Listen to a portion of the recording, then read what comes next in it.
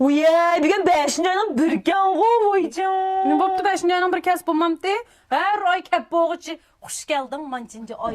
Salomlarim bilan deb narsani chiqirting 5. kasb botnab qolsan go. Qo'y, adaş, bu haqlarchi, voy nochiga qachon to'y qilsiz desa, ey gapdan qutulaychi deb, "Kilayl 5. ayda al" deb qo'yib chiqaman, men birdan kep qoldim 5. aymi. Haqlar nima chattig'ing nimdiz demam dada. Soat kelgan bir gap bo'ldi endi. Va degining bilan adam degan adam bilan adam degan. Adaş!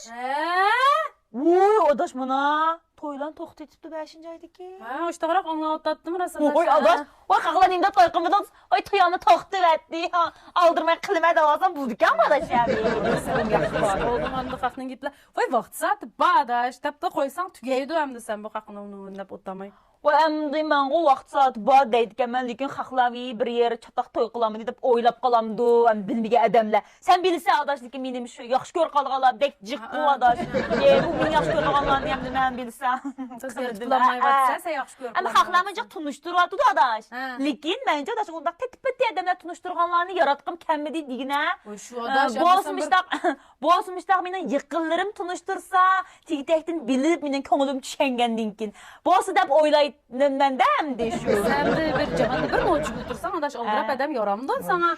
Voy adaş kirishib qolmag'ina, mishning vaqt soati bor adaş. Unda kirishib qolmasang buldu qara. Uning ustiga yiliqi osqudagi go'sht ig'ir mehmonga to'xtabdi deb, sen o'xshash deganman, vaqt to'y qolar ekan, shunda payzollarga chiqamdi.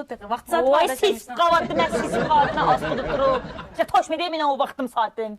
Voy ishning bo'lmaydi, desa ishning bo'lmaydi. Mishning vaqt soati bor qarasa, unda kirishqanma. Voy o sen to'yingni qil, u bu deganlar ya biz sen to'y qilsang ve uyangning ishini qilib tomoqlaringni yetib bolangni beqish bermaydi degan adaş. Uni mushunda o'ttasam nima degan yaxshi kirishib qolmag'ina adaş bo'ldi kirishqanma. Uyey qiziqkansan pezgul sen. Dostummu sen nima? Ha? Özan tigidigan tigib, boltuqdigan tuğu əmir kirishqanma, qimma deysin ha. Özan acab qıp tikensen vaqti saatin kep, ha? Men acab qimma deysin ha. Voy senden kep qala adaş vaqt saati.